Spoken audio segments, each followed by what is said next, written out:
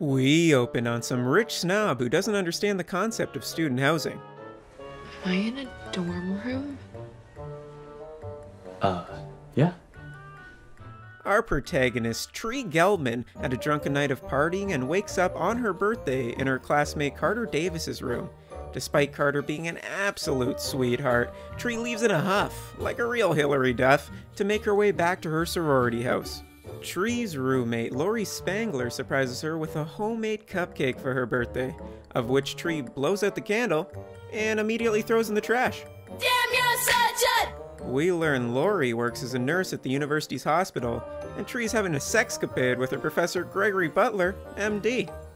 That night, Tree is walking to a party in an empty, unlit part of campus, begging the question, okay, so like, how long before she's murdered? The answer, 43 seconds later by a guy dressed up as the school's mascot, a menacing baby.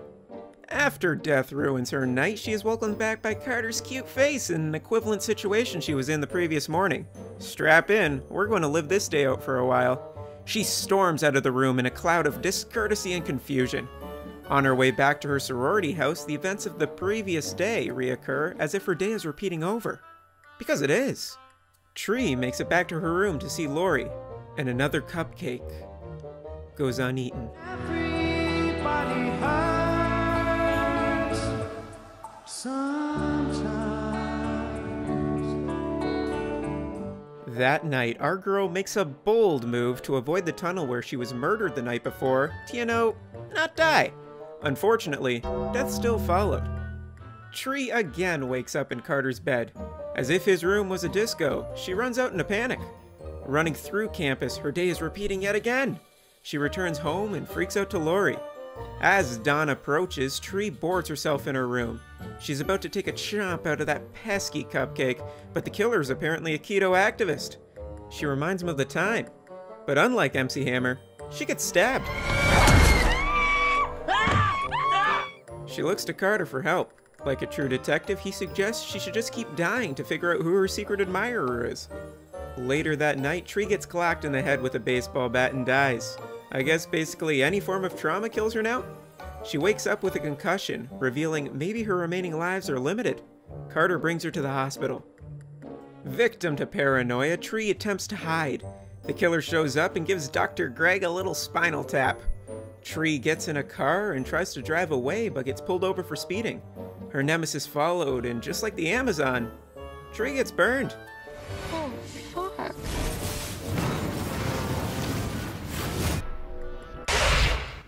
At lunch with Carter the next day, she sees a news story that serial killer John Toombs is being treated at the hospital. Since no phones exist anywhere else, Tree immediately runs 5 miles to the hospital, only to yell to the charge nurse to call the police. She goes in to confront Toombs, and he starts busting caps. Carter comes in like a linebacker, but suffers a career-ending neck injury. Tree has a chance to kill Toombs, but killing Toombs means Carter will be dead forever. So she ties a noose in the hospital's clock tower, and Gwen Stacy's herself to welcome back Carter.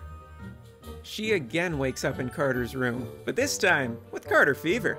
She apologizes to Lori for being a shitty roommate, breaks up with Dr. G, and kisses America's hero. All seems well and good. Tree had the whole day to plan what to do about Toombs, and she does not disappoint.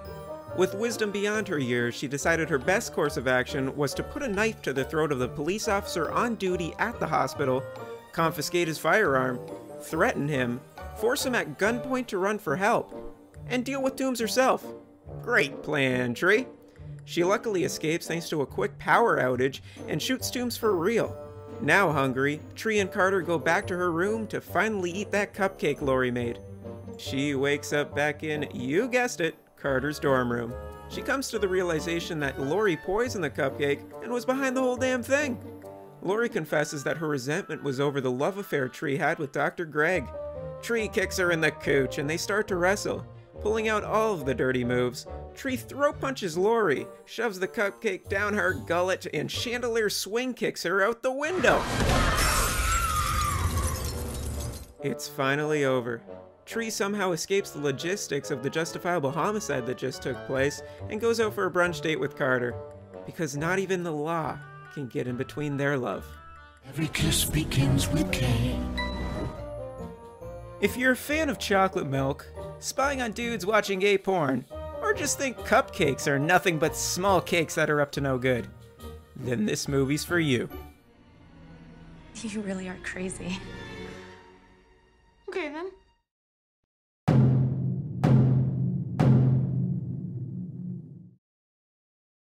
Drop a like and subscribe if you want to see more horror recaps. Comment down below what movies you want to see butchered next.